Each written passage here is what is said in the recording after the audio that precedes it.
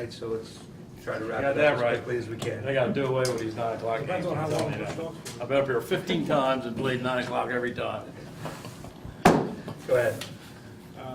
Coach Waller, seeing Patterson earlier on in the season, 8-point loss tonight, You know, wasn't that close?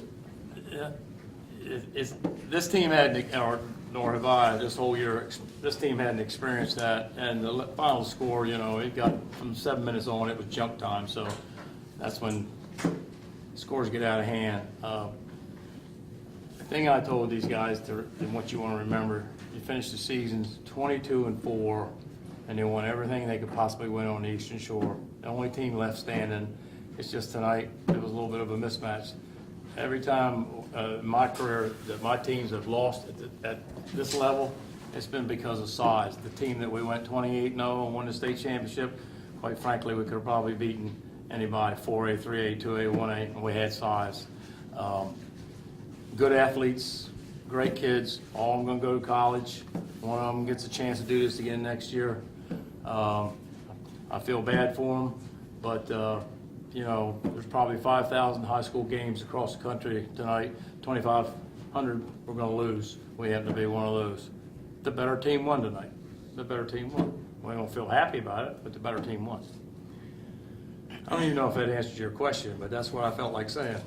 I guess for the guys, you know, just reflecting on the season, you guys had a tremendous season. How does it feel to have made it this far? Well, we had a great season on the shore, but we didn't expect to come up here and lose by the number of points that we did. We could have competed a little bit better. They could play harder in that second half. The score didn't really show how the game went, but that's how it happens. We play hard. We give it all we can give, and the better team won. Yeah, we play hard, and somebody had to win. We just gave it 100%, and the other team won. Tori, you get another shot next year. I'm sure you're gonna hang on to that shirt that says "Fill the Corner." Are you gonna ensure your message to the other young guys on the team is to try to do it next year? When I come up here next year, I have no plans of losing at all. Any game, I don't plan on losing any games in regular season or anything next year. When I come out here, I'm going to play my hardest every game like I did this year. Take no plays off and lead by example. Was there something different today that they showed you in December, Coach? Well, the book on them, at least is- for our scouting report, was occasional 2-2-1, 2-3 zone, and every now and then a 1-2-2. We pretty much figured that they were going to run a boxing one on Torrey, or they essentially did that. They played a 1-2-2 zone and chased Torrey, picked him up in half court. That really wasn't a factor. That wasn't a factor at all. It's just we had trouble scoring against their size, and we missed first half. I think we missed 7 foul shots. You know, that would have tied the game. Would it have made a difference? I don't think so tonight. I think their inside game was what really hurt us. Oliver, point guard, is good. Obviously, we knew about him. We knew about Blackston. So they didn't do anything that we didn't expect. They just outplayed us tonight. Inside and outside, outplayed us.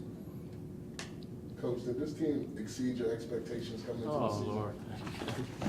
Well, you know, every November, you sort of get excited. We have tryouts. I have 4 or 5 days of tryouts. So I don't want to miss anybody. Like, get every kid feel they had a chance. And I knew back then that I knew we were going to be pretty good in the backcourt. I wasn't sure about our front court. We weren't very deep for one thing. We weren't very big.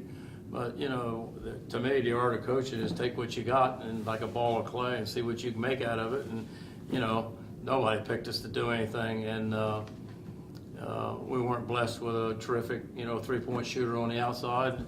But you're sitting here looking at 3 players that go 15-1 in our conference, and quite frankly, it should have been 16-0. That one loss was my fault.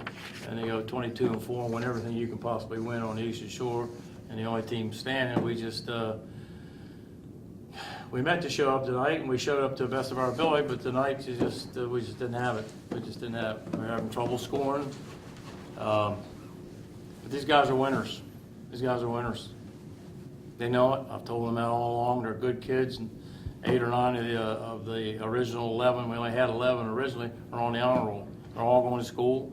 They're all going to be a success. They're all going to be a credit to their community, wherever they end up. And what we did was lose a basketball game, okay? On a big stage, but you know there's probably 7 million people in Utah that could care less.